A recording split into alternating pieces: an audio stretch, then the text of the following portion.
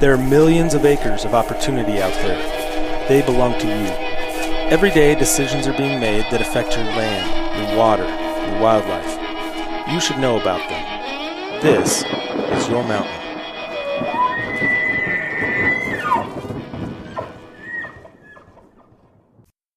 Welcome, everybody, to the Your Mountain podcast. I'm your host, David Wilms. With me is, as usual, Mike McGrady. Hey, Dave. Hey, Mike. Nephi Cole. Still here. What no woman ever said to you after a first date. Well, except, I guess, maybe except the one that married you. Does he do that every time? Just takes one. Yeah, I'm working on something here. So he does this every time. I say, introduce yourself. He says, still here. I'm like, I don't have any response to it, so I'm going to start making fun of him every single time he does it. If that makes you feel better about yourself, Dave, go ahead, because I care about you enough. It does make me feel better about myself, so I appreciate the blessing. I like it. So I'm going to keep doing that. We are sitting right now in the Sun Valley area. I'm going to just call it Sun Valley, Idaho, but we're in Ketchum. Well, we would prefer you say Ketchum. Then I'll say Ketchum. Yeah. We're in Ketchum, Idaho. We are sitting in the First Lite headquarters with Ryan Callahan of First Lite. The what did we? He's the Minister of Conservation. Minister of Conservation, right? Is that? So I was asking the Director of Conservation. I've we're at heard a brand new minister table. before. Did you change your own title again? Not this time, no. Oh, just checking. No, this was a Canton deal. We all just call him the first mustache of the hunting industry. Yeah. Okay. Well, I'd heard at one point Czar of Conservation, Minister of Conservation. I just want to know what a guy had to do to make up a title like that. There's it was all Canton's deal. It's pretty genius, because it is like, well, wait again. What is your title? It makes people ask questions, which is always a good thing from the marketing perspective. But I was working with some folks from Patagonia on some stuff, and they have a title over there that is the Director of Philosophy. And that sounds a lot like Patagonia. I think that's going to be my next move. Like, that'll puzzle some folks in the hunting industry. I like you better. That's almost a philosophical question. That's whether you should be the Director of Philosophy. Yeah. That's deep. Yeah. That's deep on a lot of layers. Yeah. Are you a director in philosophy? I could be, but am I? Pose that question. Exactly. Yeah. Yes. That's deeper than I thought we'd get today. And we're already there. We're already there. It's deep enough. We can start swimming for the top now. Okay. Now that we've been there. Well, now that we've gone to the depths, also with us today, Zach Bowhay. Zach, you live in Arco. Big right? city of Arco. Yeah. As Ford said out front, Pickles Place. Yeah. It's all we're known for. It's all anybody knows us for. Well, the first atomic city. Yeah, I didn't know you was the Atomic City. I remember that growing up. There's actually a city, just so we're clear, there's a city called Atomic City, so it is not Atomic City. It's the first city in the world to be lit by atomic power. Thank you. Right, and there's actually You like to be factually accurate on this podcast, Dave. Just outside of town, there's actually an old nuclear facility, right? Nuclear plant. Oh, it's still going. Is it still going? Yeah, we're all glowing out there. I remember touring that. They have you can take tours. Yeah, you can take tours of that. I remember touring that as a kid. Pretty interesting. I actually never been. I don't know. Well, you should check it out. Arco has some pretty good things. I understand. Craters of the Moon is right in your backyard. You should check that out too. I went like 2 weeks ago, 3 weeks ago. Yeah, but you told me it was the first time you went since about the 8th grade. I went in 8th grade on a field trip, and I went on my daughter's 5th grade field trip the other day. Twice in a lifetime. My daughters have been there twice already. I drove through it on the way here today. Yep. Oh, you went around you didn't come over Trail Creek? No. Too crazy. I'm not crazy. Well, so I thank you guys both for being here, for joining us today. Yeah, thanks really you guys appreciate it. Coming into town, nobody does. Well, it's not the easiest place to get to, but it is actually one of my absolute favorite places on the planet. My whole family settled Idaho, homesteaded back in the 1860s. And we used to have, in fact, I was here last summer for the eclipse. We used to have family reunions. Right. So my family's from Gooding and Montpelier, and we used to come up here to Redfish Lake all the time. So I kick around the Sawtooths every summer. Yeah, and then my uncle's still got a place over in a place called Darlington. So it's between Mackay and Lost River, and so we got up there and assaulted your fish just this last summer. He just did that too. That's a great place. Yeah. My 7-year-old was hauled. My 7-year-old, I mean, you can't believe how many big fish he hauled out of this secret little spot, which I'm sure you all know about. Oh, I'm sure. Because it's like I haven't been there since yesterday. Yeah, it's this pond where the rumor is that there's a game and fish guy that takes buckets full of fish, that is leftover fish, and just dumps them in this pond. And so you go out there, and it doesn't matter what you throw out there, stuff comes in, and it's my kid had so much fun. He just was ear to ear grins. That Montpelier area though, also, like every time I drive through there, I drove down to Fort Collins 2 weeks ago, and then drove back and drove through there, and every time I'm there, I'm like, boy, looks like prime mule deer, big elk country down there. So I think I told Steve Ranella about this a couple of weeks ago, or I don't know when we last visited with him. But so I have an interesting tie to the Montpelier area. I mentioned my family settled there, but in 1896, Butch Cassidy robbed the First National Bank, or whatever the main bank was in Montpelier. And at the time, so it was middle of the day, broad daylight, walks in with his gang, robs the bank, bolts out of the place. And my great-grandfather was deputy sheriff at the time, Fred Cruikshank. And he did not have a horse nearby. And so the legend goes, there was a bicycle leaning against. So there's a bicycle leaning against either the bank or one of the next door Fred buildings. was an innovator, and so he hopped on the bike and started pursuit of Butch Cassidy and his gang on bike until some folks could catch up with him with horses, and then they continued on the pursuit into Wyoming. Lasted for a couple of days. They actually caught it. At least one, maybe two of the gang members never did catch up to Butch, but they did. They got one or two of them and prosecuted them. And it's a little family legend story. Which brings us to today's topic: hunting on bicycles. Imagine if he would have caught him on a bike. That would have been something. That would have made the story a lot better. Everybody, I start that story and said they're sitting on the edge of the seat. So he caught Butch Cassidy. And I'm like, no, horses are way faster than an 1896 bike. Well, he was at least there to be like, yep, I'm still on the trail. That's exactly. I know he went that way. Yeah, exactly. Yeah, that's right. So when the posse caught and passed him.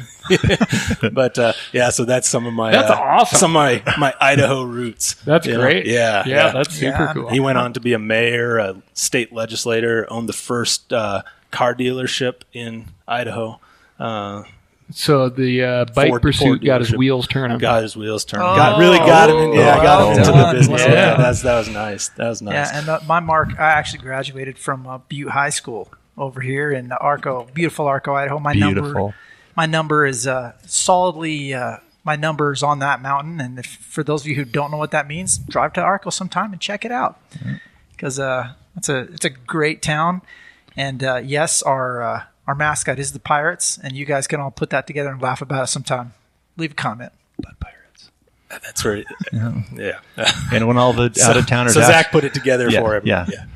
When all the out-of-towners ask what the numbers on the hill are, the locals are going to tell you it's the high water mark. Yeah, well, that's... And people are like, really? From what? So First Lite. So I think everybody I can't imagine anybody that listens doesn't know First Lite, doesn't know the company. But what got you into the outdoor industry, and what got you associated with First Lite? Short answer is guiding.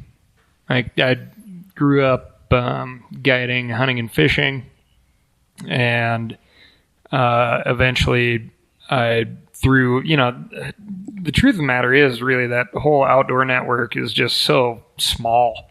It is so small. Like it's like growing up in Montana. If you know where somebody went to high school, you can figure out that you're probably related to them somehow, right? Like, So I got kind of, well, gosh, you guys are starting clothing company, you should talk to type of scenario. And that's how I met Kent and Scott when they were very first starting out. And they had this strange logo that nobody knew what it was and still don't today.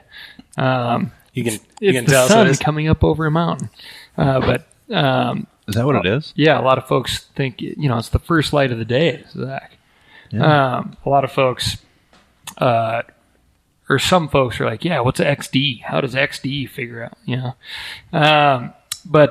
So started working with those guys and really just kind of talking clothing, and they had this idea for merino wool in the hunting space, but they just weren't hunting as much as somebody who was living in the back of their truck as a full-time guide. And so my job at that point was kind of twofold, like let them know if I thought the stuff actually had merit within the guiding community, and then start providing feedback on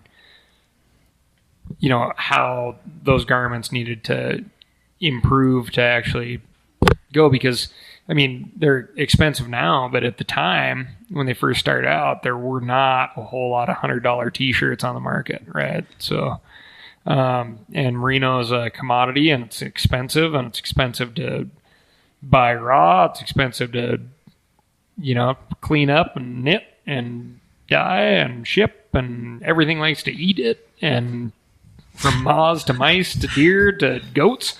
So it's been quite the journey here. So you mentioned, you said, you were living in the back of your truck as a guide. Oh yeah. I told you. Dave just said if he could do anything, that's his dream. He just wants to live in a truck.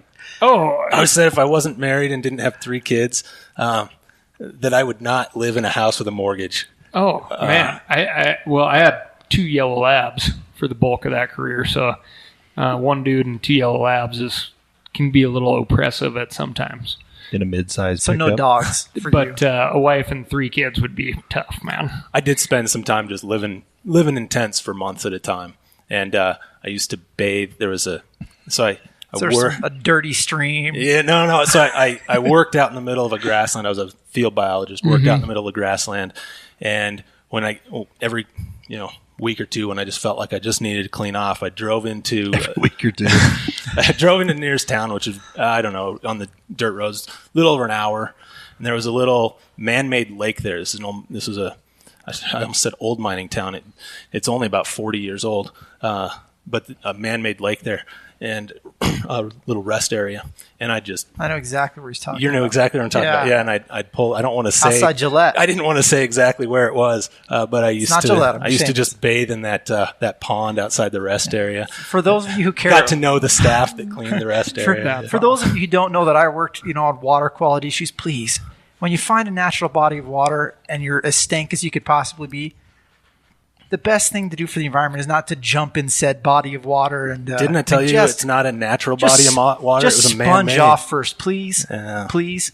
It had been 2 weeks. You had no choice. Yeah, every now and again you just got to clean off. I got an upgrade on trucks last October, and I went from my 07 Chevy that I've had since 2008, and went to an 09 Toyota. And the technological advances from 07 to 09 are quite comfortable, I'll tell you that much. And it's just like a cruel joke. And I talk about this with a lot of my guide buddies. I was like, man, if I would have had this setup back then, I'd probably still be doing this. Because I'm like, I got like a little truck bed drawer system that's actually a Ketchum company. It's called Decked. Right? I want one. I also covet one. I want to get one. They're awesome. You were just talking about that the other day. Yeah. This is not paid. There's a lot of parts of it that like are not. I just need an organizational system. Or else I'm like, everything kind of just gets lumped in the cab. Now the cab of the truck's like totally clean. Everything's It's a back. 4-door truck. It's nice and spacious. We drove up to Alberta last year with 5 dudes in there. You're a mid-size or full-size truck? Full-size truck. and it's the rare 8-foot bed. Welcome to the Toyota. brotherhood, Ryan. Yeah. Welcome to the brotherhood. But did you hear that? 8-foot bed. 8-foot bed 8-foot Toyota. bed. How's that possible? That would make a difference. What have you done? There's about, I think, half a dozen of them out there, I feel. He's and got one. Yeah. It's important. amazing. Yeah. And it's like the slightly vaulted topper. And again, I'm just like, man. Why don't you just live in that right now? I could have got three. I could have got 3 labs. Yeah, exactly. I could have 3 labs in this thing. Yeah. And I had, at the time, I had like the cheapest topper I got off of Craigslist, and it leaked. And when the rain had come and I'd be asleep in the back, I'd wake up and be like, oh my gosh, should I pee myself? What's going on here? And Well, you certainly upgraded. I did. Like in many, many ways. He's even got a decent place in town now. Yeah, this is a beautiful, Well, it's not beautiful decent yet. office, beautiful, beautiful place. I mean, you live in a beautiful part of the world. So can I ask my question now? Yes, Zach. How does First Light survive in this place? Well, I mean, it's a great question, right? I mean, this is like this Yuppieville? systemic issue for these beautiful places, right? Is you have the folks that work get pushed further and further out of town. So it's like I got super lucky, and I've lived in the First Light office for like at least 5 months. When I first moved to town, I brought this old 71 camper trailer that I had with me, remodeled, custom. Made it look like a 72. Yeah, it was sweet. Everything I needed. And parked it in the garage of the office. Our first office was right over there. You can see the roof of it from here. And lived in there until I could find a place, qualified for low-income housing, got into low-income housing. And yeah, just, simple living. Everybody would make... Ranella came over one time, and he was like... He was just shaking his head. He was like, what And is if he's going shaking on? his head, at some point. Yeah. Everything... he's like, where'd you get this couch? I'm like, oh, the lady left it in here. It's like, nice end tables. I had 2 Yeti 105 coolers as my end tables. And... I'm like, well, yeah, very functional, very expensive end tables. That's right. Yeah, They are. So That's and fancier than keep anything drinks Dave cold. would have. Yeah, Mike and Nephi always give me a hard time because I'm so cheap. And one thing they don't know about You me, are cheap. and I'm probably this is going to be a little.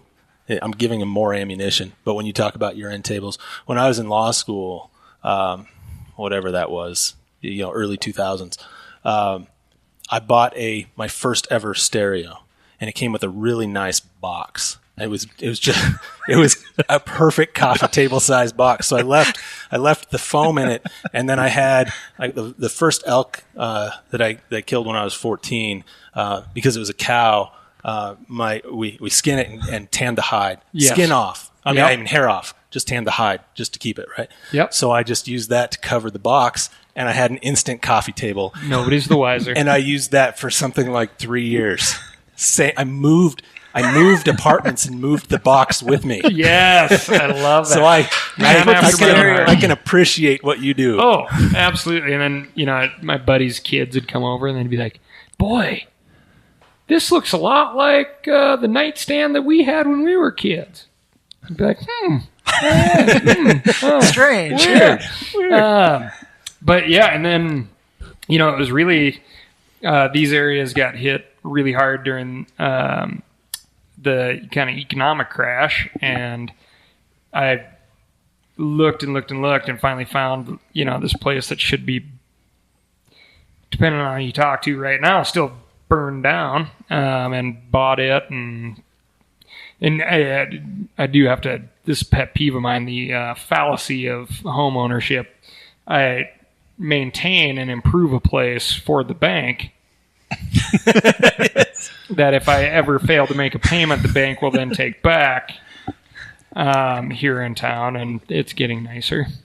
But man, now things are back on the rise, and it's a tough place. Tough place, and it's so tourism centric that it's not there. I think outward facing. They're like, yes, we love business in town. But they're like, problem is you have those employees and they take up space. And they want to park. The tourists want to be in, and they want to eat food and things. And do you find that it helps, with the challenges set aside, does it help, as you're growing, as you guys are growing this company, does it help to be in a location like this? Does it help to be in a kind of a prime location? The helpful part is there's no way you can live here if you don't like to do things outside. And we have one of the things that I really, really like, and I feel like a lot of companies are not this way or not open about it, is we have incredible diversity within our workforce as far as skill level and where they are in regards to their hunting and fishing life. And some folks are absolutely brand new to it. Some folks have only been able to do, all they've been able to do is like the occasional upland bird hunt, or all I was able to do is, set up a tree stand in my uncle's place, and it was 10 acres in Michigan. And, man, I just, you cannot tell me that it doesn't help when we have, like, we just had a big product meeting today, talking about 2020 stuff, and you just get so much diversity in, it's not a bunch of old dudes thinking they know everything and they've done everything, and it's not this puffed up competition of who's the most badass, right? It's people who are honest and they're like, well, I've never done this before, so can you tell me what that means? And why would that have to be that way? And it forces us to kind of reevaluate product as we go, and really take a step back a lot of times when we think we have something perfect. And you have an intern who's brand new and they're from Ohio, and they're like, well, I don't get it. I'm like, well, what do you mean you don't get it? I'm like, well, why does it have to have this and this? It's great. So, but the common thread is like everybody wants to be outside. Everybody likes to do stuff. And it may be, honestly, anything from skateboarding to skiing, with a drive to be outside, or drive to hunt and fish, they just may not have done a whole bunch of it. And so that's something we help with. So if like you're an intern, you get a elk or a deer tag, and we make sure that you at least get some time out to hunt. And, I will often lean on our interns and be like, yes, can you be here at 8:00 at night with a couple of beers and pick me up? Trust me, I'll be there. And then they at least get to know where I came out of the woods. And if they're paying attention, they can start connecting the dots on stuff. And I feel like that's a good education. That's a lot more generosity than most people would show, I think. I think so. Yeah. If you ever need somebody to pick you up, I'm only a few hours away. And likewise, we're like 15-hour drive. But we'll pick you up. Yeah, give me a little heads up. I'll carry the beer on the way in. Yeah. Can I ask a serious question a little bit? You're talking about creating opportunities with your own employees. Yep. For hunting and angling, and I guess I kind of want to talk about public access. Yep. We're in the West here where there's all sorts of opportunity. And recently, there's been a dialogue, at least that I've noticed. There's been a dialogue amongst certain segment of hunters, and also I think on a larger national scale, a dialogue about how do we conserve or even preserve some of these places that have no roads. Right, a lot of us that hunt. We want to get as far away from a road as possible, get into the backcountry, get as far away from it as possible. But I wonder if by doing that, if by really advocating for that, if we're potentially in some ways hurting the survival of our hunting and angling heritage, and at a time when we're seeing a decline in hunters around the country. Are we potentially having impact? Because the numbers I see, and I think a lot of our experiences are like a lot of the folks that you talked about that have worked for you, interns and others, that maybe have had limited exposure to deep backcountry, and their exposure to hunting has been a day trip here and there. Heaven forbid, even some road hunting.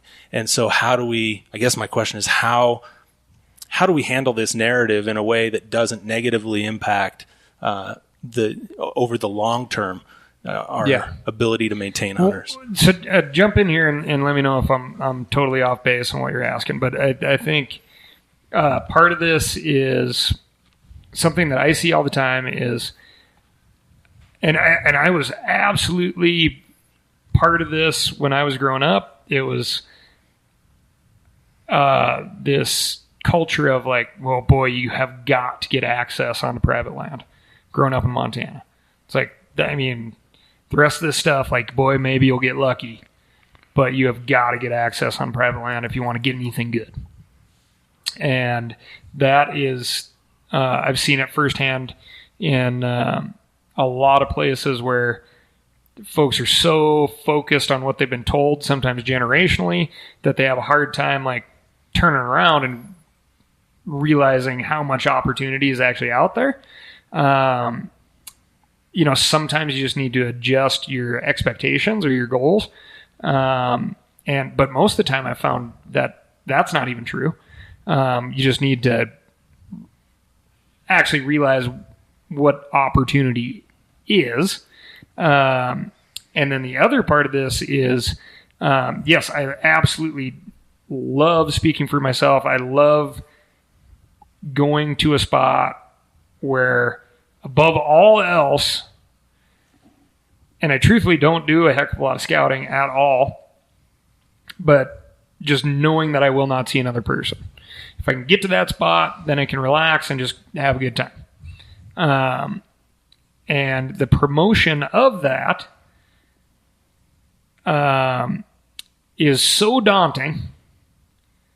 Well, it's like, oh, a guy went 7 miles in. Took out a 600-pound elk, right? 200 and some pounds of meat on his back, all the way out. The promotion of that, the aspirational, inspirational argument, it's like, boy, that's amazing, but I could never do it. I may as well not even try to hunt. Yeah. Is that kind of a little bit of what you're thinking? Yeah, a little bit. Yeah, that's definitely a little bit. The other part of it is the actual political advocacy to preserve as many of these roadless areas, these backcountry locations as possible. And the question of whether doing that, having an advocacy position towards preservation or at least conservation of these places, actually could prevent people. Are you saying whether it intimidates people, where it's like you have to either be on this side of the line where you're all about backcountry, or you're not part of the group? Yeah, a little bit. I mean, do we hurt ourselves long term by pushing too hard for protecting backcountry spaces rather than also equally focusing on front country opportunities, right? For folks to recruit kids, to keep older folks or unhealthy folks involved. Unhealthy is maybe the wrong word, but folks that just aren't able to do, like you said, get back in there 7 miles. So, as everybody at this table knows, hunting is a really, really tricky thing to be an advocate for, because if you point to a spot and you're like, this place is a great spot to hunt, it's amazing, there's opportunity here, we need to protect it, there's going to be a bunch of folks who are like, I want to kill Ryan Callahan because that's where I hunt, and it is a great spot. And now it's not. And now it's not. We had a lot of discussions about this in the last few years. Yeah, absolutely. About it here. Yeah. There's and yeah. So I think some of the we'll just call them easier places. And that's not, I know spots that are within sight of, 1,000 people every day that aren't that easy to get into. But as far as access goes, we'll just call them easy, right? The easy spots, those front country as opposed to backcountry spots, I think more so we're just glossing over the top of those because we're like, yeah, those are easy. People can get to them. We don't need to focus on that. And then these more daunting places, a lot of people think the only way to access the Frank Church Wilderness is by plane. It's not true. And it's not true. Bob Marshall Wilderness. But you want them to believe it's true. Yeah. and I mean, that's like, there's a lot of times where I'm like, oh boy. I'm like, yep, it's really tough. Yeah. It's really, this is an interesting issue because I think we all recognize as, hunters, the importance of having both those types of places, both aspirational places that we all we want to dream about for our week where we're going to, or whether or not, if you're sitting behind a desk, maybe you don't get to go there every year, but your plan, that's the spot you covet, that you plan for. That's probably where if your dream shopping gear for that location. But at the same time, I think we all recognize in order to grow the sport, in order to keep the sport here, we also have to be advocates of these local opportunities, and we can't let hunting become an elite, an elitist activity. If it becomes elitist, so that people don't get started in it, they don't get they don't set the hook in somebody. Man, they don't ever want to go to that aspirational location. And the thing is I watch every day. The front country, the way it isn't always there. It isn't always the same. You see forest management plans get amended all the time to retire roads in the front country, right? And that I watched it happen. I watched it happen a lot in Wyoming. I've seen it happen in Montana, Idaho, Utah.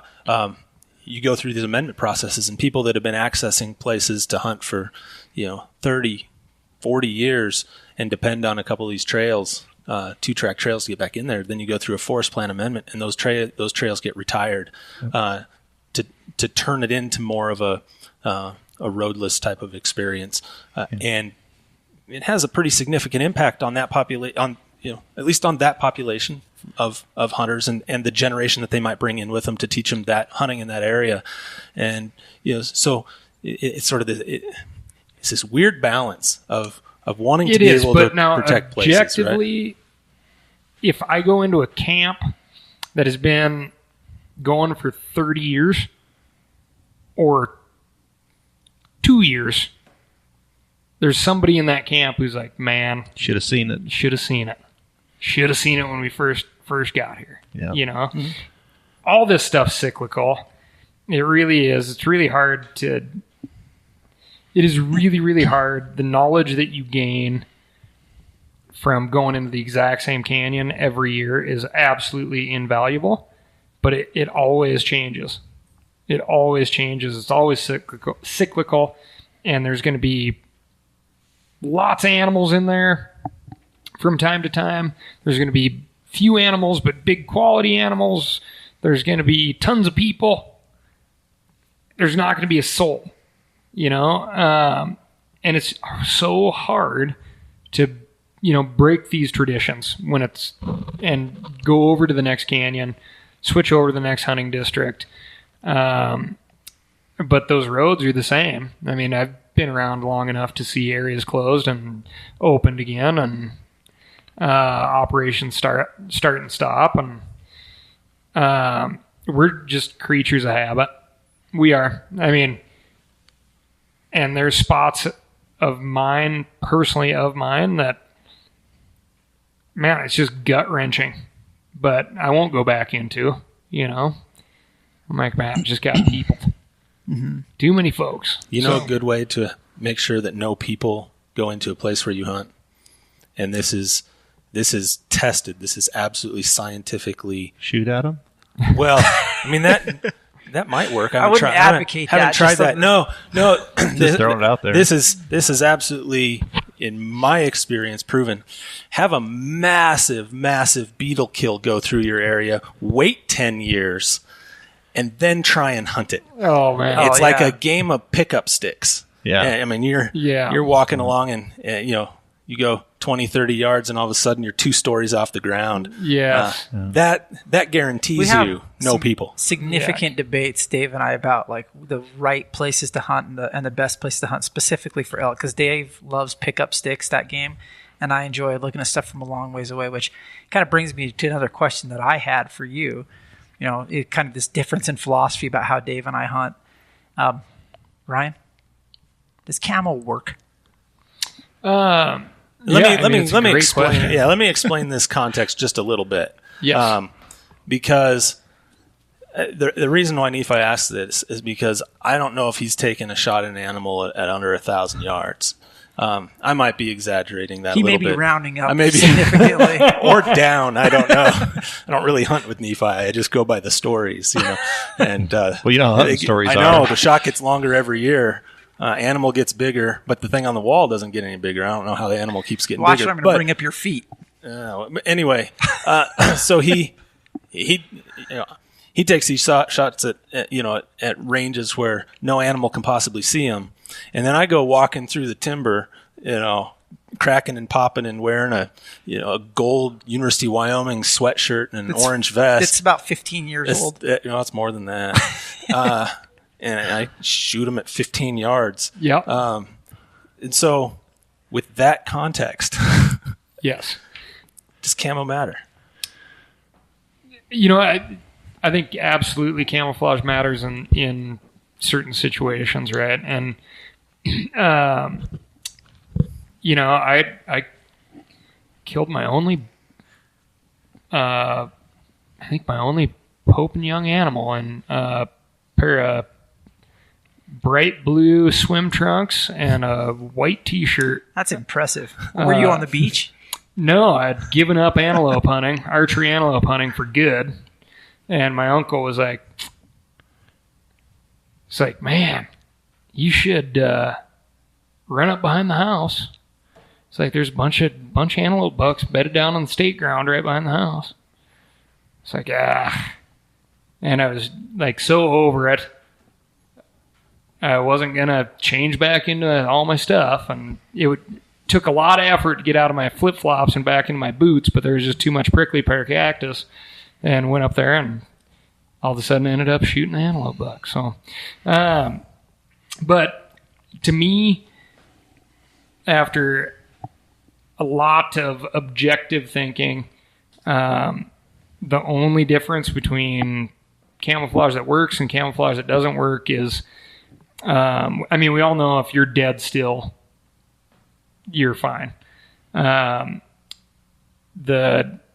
difference is, I find that the difference between observing wildlife and killing wildlife is movement.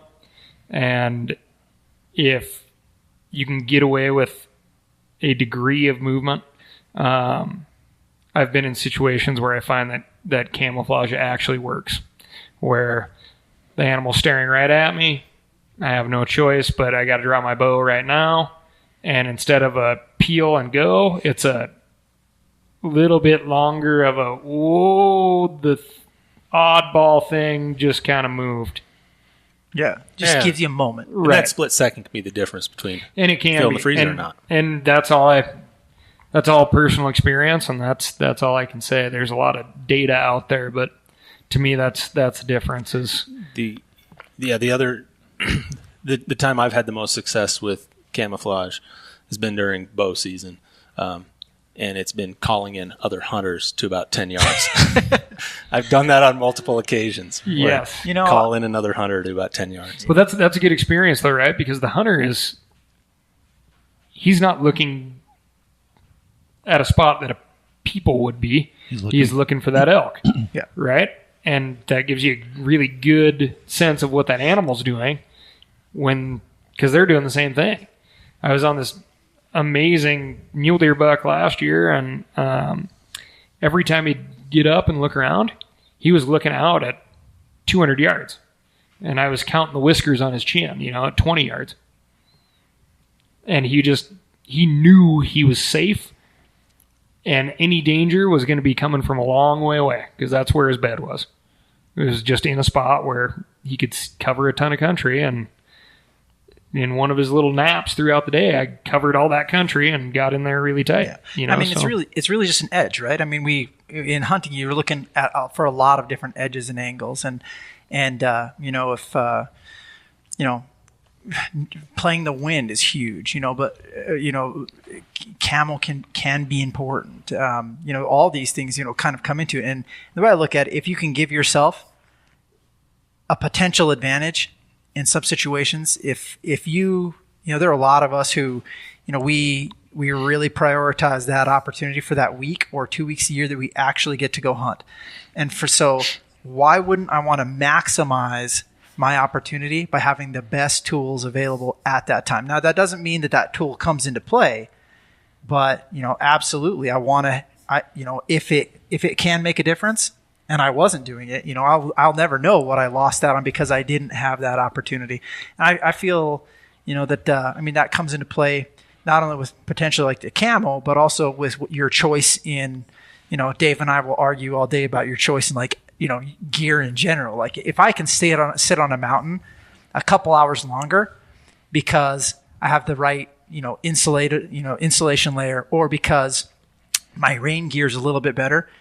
Or you just brought your butt pad instead of forgetting it. Yeah. How much of a difference is that? I mean, would I pay $100 to have that hour back? I might. Right. I'll be out there just as long as you will. I'll just be a lot. You'll more just be miserable. dead. You just see these guys all the time. Stubborn, Though. yeah. You see these guys. I'm like, oh, you don't need scent-free clothing. You don't need to take a shower. You don't need to take a scent-free shower. You don't need to wear camo. You don't need to have a fletching cover on your fletchings. But a lot of the most successful guys do, and it's just basically they make sure everything's right because they work that hard for every single situation. And when it gets there, they don't want to be screwed because that a silver thing shine on their bow. Yeah. When the deer turns at 20 yards. So Zach, you're a camo guy. Yeah, I'm a camo guy. Like I camo my fletchings. Like I have a fleece cover on my fletchings. I was watching my dad walk through the trees at 50 yards one day, and it looked like he was waving an American flag. I'm like, that's one thing. Like that an elk would have seen it easy. That's the only thing I could see was those fletchings. So this is one more advantage I have that I might not have otherwise. So. And it is, and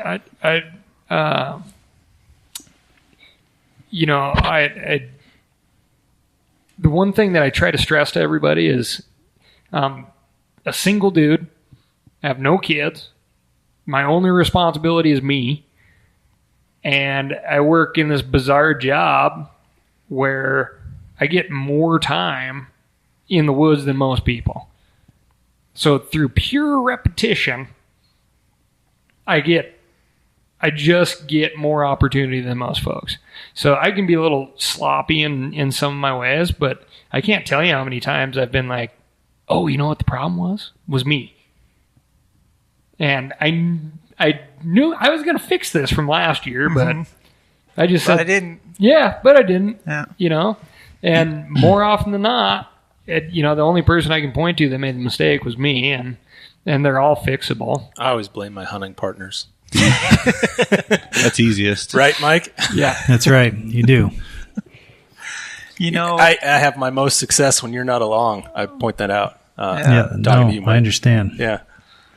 I think, that kind of makes a nice segue into something else I know, Dave, you wanted to talk about, which is we're talking about gear. And for as silly as that might sound to people who, like a lot of us are, I'm a gear guy, I admit it. But, for a long time, a big part of what, has made, conservation possible and management possible, those of us who, when we buy a rifle or bow or fuel or a fly rod, we're paying a tax on that. And so, I always tell Dave he needs to get to the range and shoot more, because that's really what he can do for conservation is shoot more, because then those Pittman-Robertson dollars are, feeding in. So, it's what's your thoughts on Pittman-Robertson, the effectiveness of those dollars of conservation, and just kind of that whole sportsman's, basically we're kind of paying to play model. Yeah, I mean, the pay to play model is, we always, it's in conflict. It's in juxtaposition, I guess, with, there's no market hunting of wildlife, and that's what we focus on. But hunting is a pay-to-play model through your tag, license, ammunition, firearm purchases, archery equipment, and obviously where we're sitting right now, there's a good chance we wouldn't be talking about any of this stuff that had, Pittman and Robertson hadn't come together and,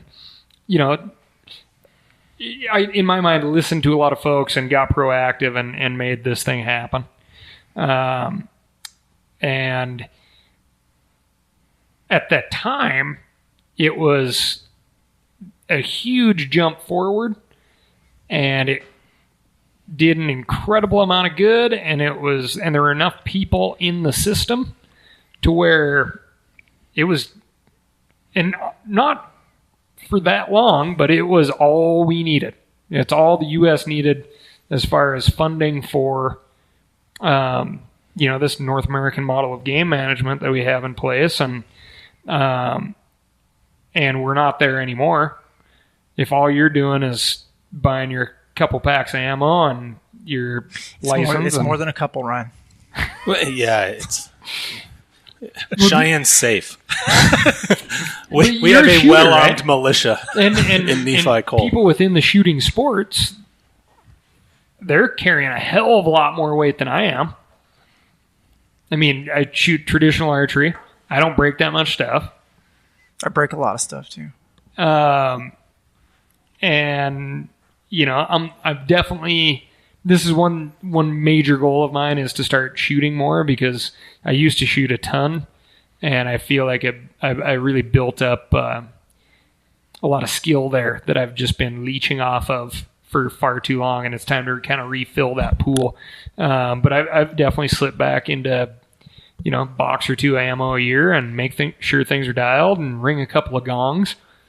Walk it out to 800, walk her back in, and I'm like, okay, good to go.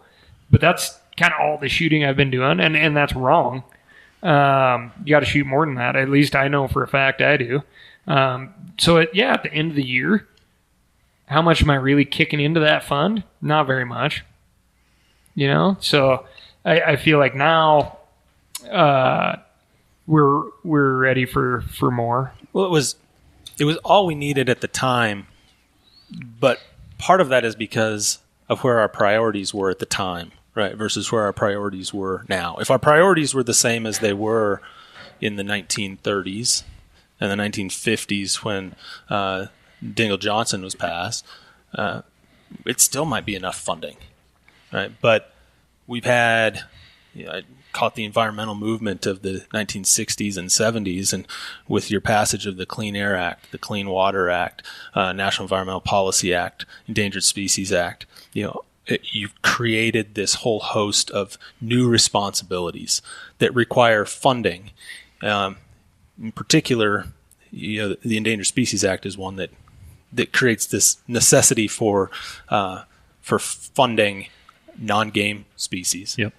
But that non-game funding typically, at least on the state side, typically is coming out of that same pot of money, the sportsman's dollars, right? And so that, this is just my opinion, but in my opinion, that's where things have changed since the 1930s, and where maybe the current model doesn't provide us enough. Well, we also have a hell of a lot fewer hunters in the field than 1950 or 1960. As far as a percentage, yeah.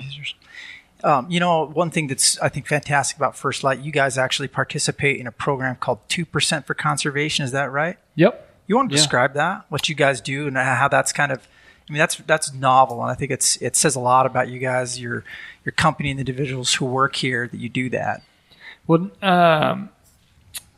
basically we decided that in order to talk about the things that we talk about, which is being proactive on the conservation side of things, supporting nonprofits that support your passion, your hunting and fishing activities, that we needed to, really set a better example than just saying, see, we're doing it. And so we started the Roundup for Conservation platform on our website, which is a really simple way for our customers to, certainly learn about some of the nonprofit partners that we work with: Backcountry Hunters and Anglers, Teddy Roosevelt Conservation Partnership, Pheasants Forever, and National Wildlife Federation, and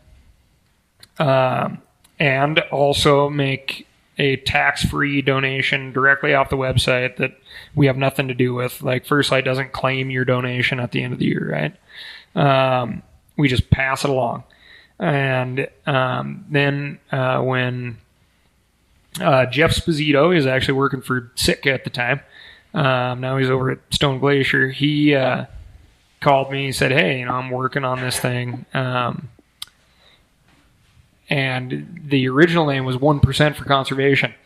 And then they worked through all the kinks, it turned into 2% for conservation, which is 1% proceeds, 1% basically volunteer hours, man hours. And so we've been on since the beginning, and so 1% of our proceeds, and it's at least 1%, I should say, goes directly to conservation. So, if you ever see our camouflage patterns out there, Fusion or Cypher, that every time you purchase one of those products, a portion of those proceeds goes back to helping you do what you like to do. And that's something that, please steal this idea. Other companies out there, get vocal about it. How many companies do this? Well, it would be unfair to say that we're the only ones, for sure. I think we wear it on our sleeve a little bit more than most, and we're certainly willing to talk about it more than most. But there's some old companies in the hunting space that they donate a ton of cash, but their policy is to we can't offend anybody, and there could be somebody that doesn't like RMEF or doesn't like Pheasants Forever. So that's let's just give them some cash and not talk about it. So, and I want people to be aware of that, but I also want people to start asking, because there's a lot of good competition out there these days, and folks making good stuff. And I certainly want anybody who's making money off of hunters to be giving back to them in some way, shape, or form. So, the 2%. If you have that 2% validation. Basically what it's saying is that you're a responsible company, and you're giving back to, there's some fishing companies in there too, so I should say hunting and fishing lifestyle, heritage, life, recreation community, however you'd like to define it. I dance around a little bit too much there. No, I think it's awesome. I think that's exactly what we wanted people to know, is that there are these opportunities out there where there are companies that have, are basically going the extra mile. It's really easy if there's frankly a federal law that says you're going to pay this much tax on every rifle that you make. And it is, so everybody knows, it's every rifle. Those companies are champions of conservation. They're doing that. And so at the same time, I truly wish I could jump back in time to when Pittman-Robertson first started, when Dingle Johnson first started, just to see the articles, see the debate. See the debate, see what really happened. Yeah. Because I'm really dying to know firsthand, how much back and forth there was, how much opposition, how many people were in favor of it. So if there's anybody out here listening that's working on a graduate thesis or something, you've got a topic for them. Yeah. That'd be a fascinating study. Well, there's a kind of a parallel discussion going on right now. As people are, we have, there's a lot of concern in this country right now about, as our country continues to grow, like the rest of the world, and get, more and more people, there's a lot of discussion about conservation of what we have. There's a lot of discussion about, our BLM lands, our Forest Service lands, national parks, in all of our public lands. And then you always hear this term, the maintenance backlog.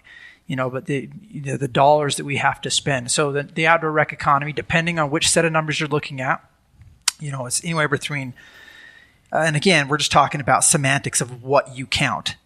It's at the low end, it's $300 billion a year. At the high end, it's $900 billion a year. Again, depending on whether, how many of those products are made overseas and then imported, how you count different things, what gets counted, what doesn't. But it's a massive economy. And so as we look at that economy right now, I think a lot of people are looking at the increasing pressure on our natural resources and are saying, how can we, participate in this? Which, I think this for the last several decades, there's been this very interesting discussion, and this is why I think it's awesome that you guys are doing this 2% for conservation. We asked another individual on our podcast about this, what some people have called a backpack tax. So this idea that other commodities like hunters and fishers, like the sportsman's community said, hey, okay, we're gonna tax our products to help pay for the future of wildlife. There's been this discussion about should we tax other outdoor recreation products to help maintain, the quality of our public lands. Yeah, and I guess to finish my thought is I've seen it firsthand. There's not that many people who hunt and fish who even know about Ningle Johnson, who even know about Pittman-Robertson. So I think it's gone on. These taxes have been around so long that, they're not hot news anymore. And to the point where people aren't even aware of them, but yeah, they just exist. But they just exist. And how bitter of a pill was it when those things passed? That's kind of what I was getting at. Because I don't think it was. I don't think it was either. I mean, I think read, the hunting community stood up and said, we are embracing this. Tax us. Right? Yeah. We want to make sure we have these places. So would it be smart to educate people on what you just said then before they try to do a backpack tax? Say, hey, these guys are paying their portion because bird watchers aren't paying their portion. Yeah. Backpackers aren't paying their portion. They're paying their portion. You get to enjoy it. That's why you have to pay it. Yeah. So I wonder because it's interesting. I've sat everybody down at First Light. I've sat folks down at a lot of other companies, and I'm like, I just want you to have this argument with me. Mm-hmm. Like, let's entertain the debate. Let's go through this. Yep. And it's the fact of the matter is, if you like clean water and you like clean air, you are invested in America's public lands and a lot of private lands too. But right now, the public lands are certainly the ones that matter the most to me because that's where I get to go play. So, but it's fair to remember 70% of the land area of the United States is privately held. Yep. Private lands matter a lot. They absolutely do. For habitat and species. Yeah. And so, there's a group out there, Aldo Leopold Foundation, doesn't get talked about all that much. They're like one of the shining star groups out there that is patting private landowners on the back. But somebody's out there, if you got an acre private, somebody's pretty vested in that acre, right? Oh, yeah, the guy who owns absolutely. that is really vested in that. That was those private landowners. That's where public lands maybe need a little bit of TLC and some love from the rest of us because, Zach's, his 50 acres, he's probably on top of that 50 acres. And so we need to, and that's the difference. Let me ask you a question. I hope Zach is. I hope Zach's not the guy. I wish I had 50 acres. But my 3 is somewhat up to date. It's not like chock full of noxious weeds and the neighbor's properties. Nope. Let me. So you said you have your staff. You get into these debates. Let me ask you. I'm sure this has come up, and I'm curious your response to this because this is something I hear all the time. One response I hear from those in the the non-hunting and angling outdoor recreation community about whether they, the question of pay their fair share, I'm using air quotes, pay their fair share. Right? Those look like little claws. I know, that was a terrible air quote. Are you going to say because we take something from it? I'm not. What I'm going to say is the argument I've heard is we pay more into public land management than hunters and anglers combined by some order of magnitude. And what they use for their point of reference is the budget of the Forest Service and the budget of the BLM. And they divide it amongst the taxpayers of the country. And they say, you say PRDJ provides, whatever it is, $2 billion a year. I can't remember what the number is, but back to states for conservation. More than that. Is it? It might be more than. Yeah. Do not quote me. I'm just throwing an example. But then they throw out the budgets of these land management agencies that are orders of magnitude more, and they say because of that we actually pay more. I have a response to that. I'm curious how you'd respond to that. I got a response to that. I mean, well, put your fingers away.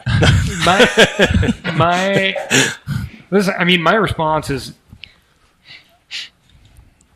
I don't think we're ever, the way I see it right now and having lots of these conversations, I don't think we're ever going to be able to, let's use merino wool as an example.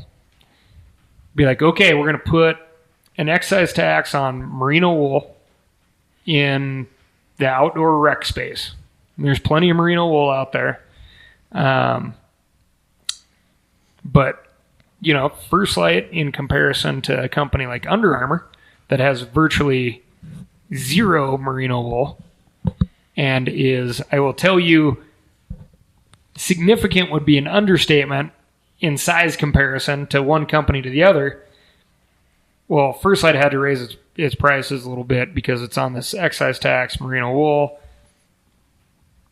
And they're, a teeny tiny company compared to Under Armour. Under Armour has absolutely no merino wool, and they just get to keep doing business as usual. And, that broadens the gap, creates even a bigger gap between somebody that we still see as a competitor, even though they're way larger. So using that as a comparison and extrapolating that out to every other product I can think of, I have a really, really hard time seeing us as in the whole outdoor rec enchilada coming up with a product to put a tax on. Now, this is where it'll get interesting here on the conversation, and I'm dying to see where it goes, the only thing that I can come up with is we need that extra slot on the damn tax form at this point. It says, everybody here is benefiting from this stuff. There's a blanket tax on everybody that chips in, 0.06%, and that's how we're paying for this stuff. It's going to be a challenging issue to address, and I don't think any of us know what the, there's we could debate either side of this issue. And so the challenge is going to be getting people to come to the table and talk about it. And I think education, as Zach mentioned, is a huge component of this because, if you ask, if we depend on, companies unique to the industry to this, to answer this question, that's a challenge. You're going to go to the people who who ultimately would have to be paying that tax and ask them what they think about it. Is it a more appropriate discussion to have it with the entire user base rather than companies who are responsible for it and ask for solutions there? There's not going to be a simple solution. However, I think everybody agrees that it's a conversation that's worth having. Oh, most people agree because I do get pushback.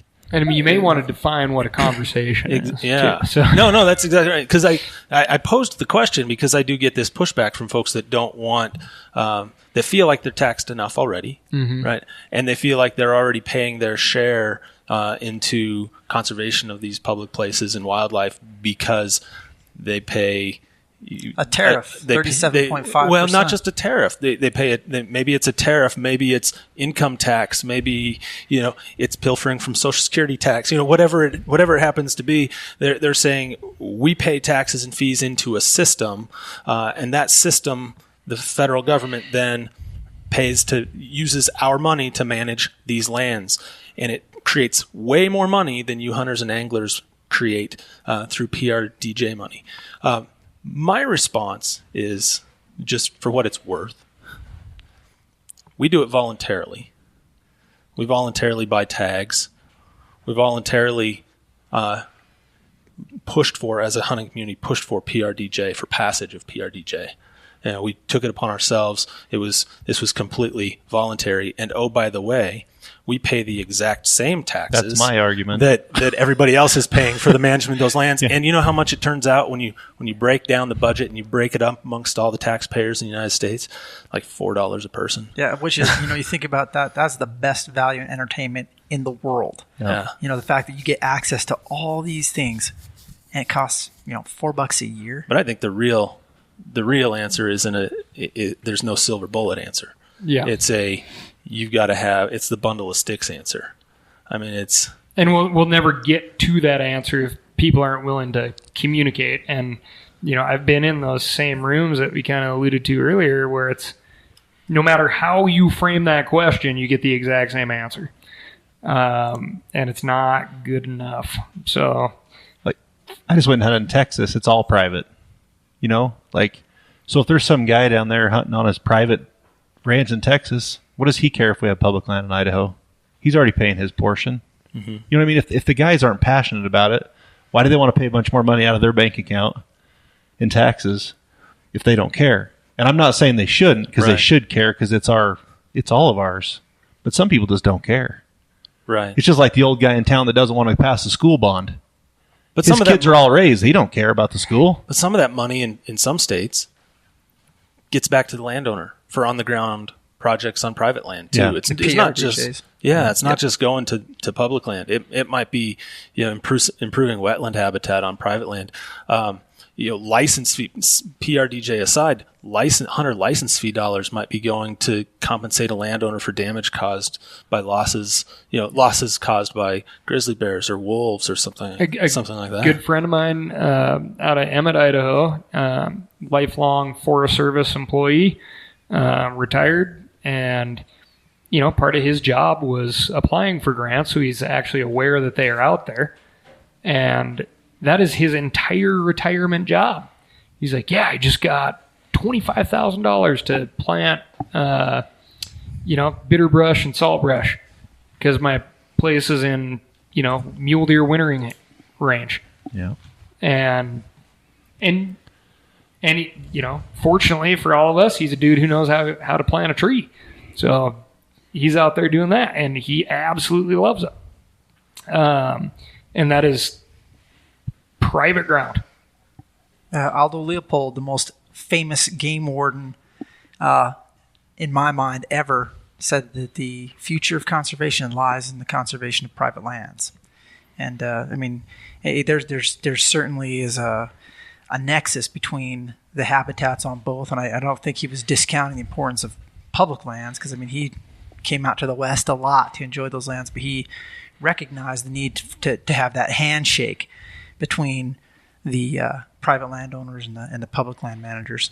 And there's a good parallel there, right there. It's like, well, why would we have these areas that are roadless and we protect and we enshrine,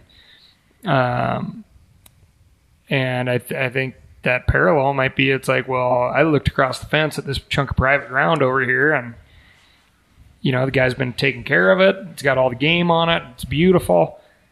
And boy, wouldn't it be great if this, chunk of BLM looked like that? Yeah. And there's got to be something to said for appreciation. Or you can't have it right now, but man, if we work hard, we can have it down the road, or your kids can have it. Yeah, and that chunk of wilderness out there, and we used to have this. It's not as prevalent during this administration. But this global warming debate, and people say, well, if you can't fix global warming, why even try to protect this stuff? And my answer back then was like, well, I think it's important because it provides us a baseline. Say, okay, well, we did everything we could to not touch that stuff, or make it more difficult to go in there. So at least we have a baseline. We can see how that progressed.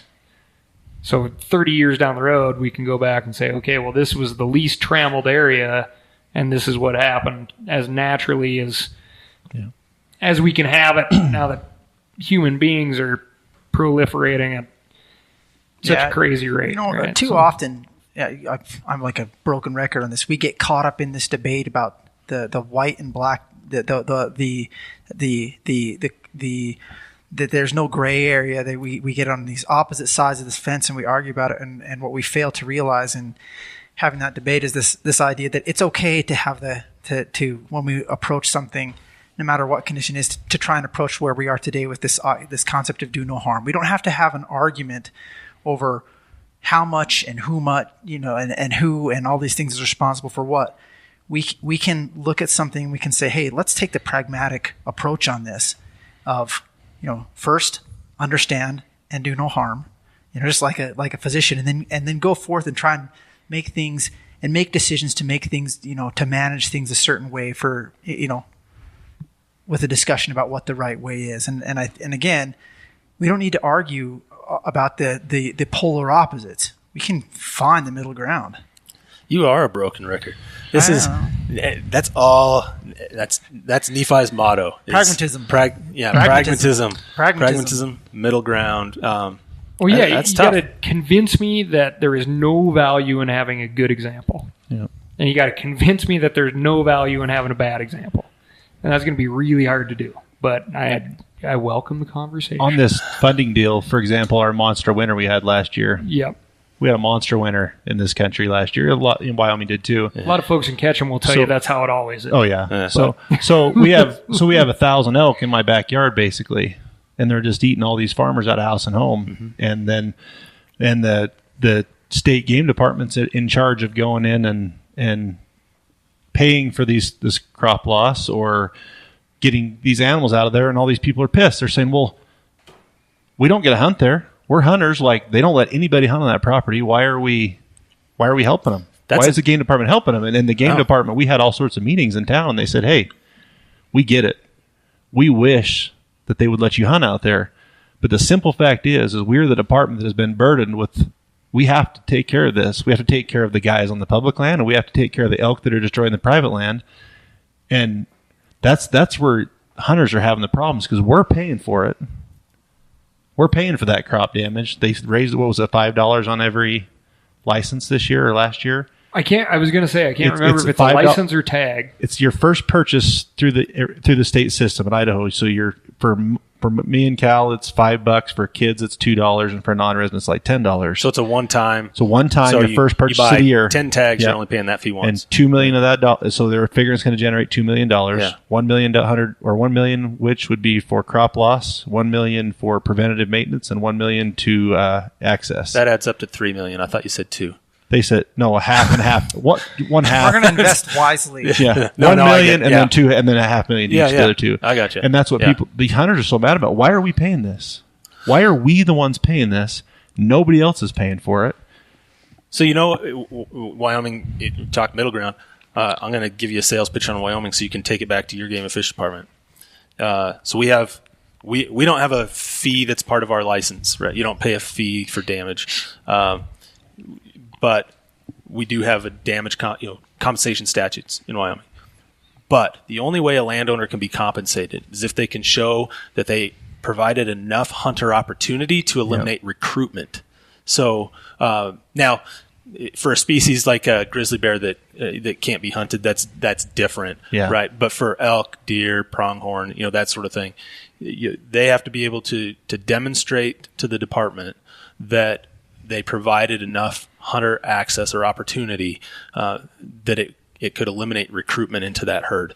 And the only way around that would be for things like public safety, or the animals aren't actually on that property during the hunting season. So there are exceptions, but for the most part, they got to show the actual damage and that they provided hunting opportunity. There's a company over there, the Big Hay company. They have 100% no hunting policy on their property.